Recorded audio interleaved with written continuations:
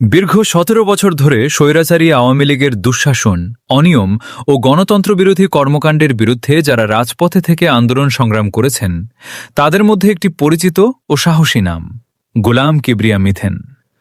সংগ্রাম, ত্যাগ এবং আদর্শিক রাজনীতির এক উজ্জ্বল উদাহরণ তিনি।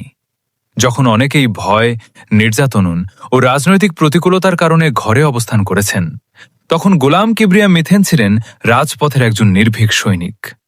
দলীয় কর্মসূচি, মিছিল, সমাবেশ কিংবা আন্দোলন, প্রতিটি ক্ষেত্রেই তিনি ছিলেন সামনের সারির একজন কর্মী।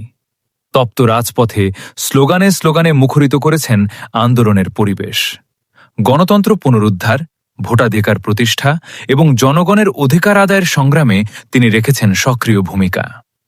রাজনৈতিক জীবনে অসংখ্য বাধা, প্রতিবন্ধকতা ও চাপের মুখেও তিনি কখনো আদর্শ থেকে বিচ্যুত হননি। তার রাজনৈতিক পথচলা শুরু ছাত্রদলের রাজনীতির মাধ্যমে।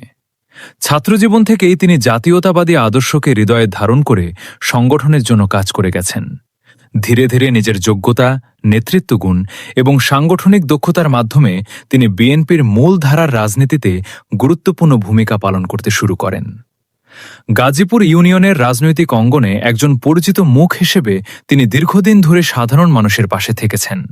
সুখে দুঃখে, বিপদে আপদে এলাকার মানুষের খোঁজ খবর নিয়েছেন এবং দলীয় নেতাকর্মীদের সঙ্গে নিয়ে কাজ করে গেছেন সংগঠনকে শক্তিশালী করার লক্ষ্যে। সর্বশেষ তিনি গাজীপুর ইউনিয়ন ৫ নম্বর ওয়ার্ড বিএনপির সাবেক সিনিয়র যুগ্ম সম্পাদক হিসেবে দায়িত্ব পালন করেছেন।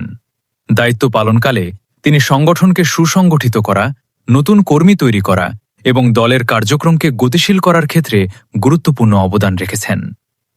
গোলাম কিবরিয়া মিথেন শুধু একজন রাজনৈতিক কর্মী নন, তিনি একজন সংগ্রামী মানুষ, যার রাজনৈতিক জীবনের প্রতিটি অধ্যায়ে রয়েছে ত্যাগ, নিষ্ঠা ও দলপ্রেমের উজ্জ্বল দৃষ্টান্ত।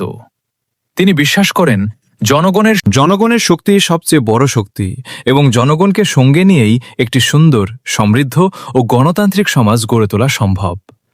আজকের এই দিনে আমরা তার দীর্ঘ রাজনৈতিক সংগ্রাম, সাহসিকতা এবং দলের প্রতি অবিচল আনুগত্যকে সম্মান জানাই।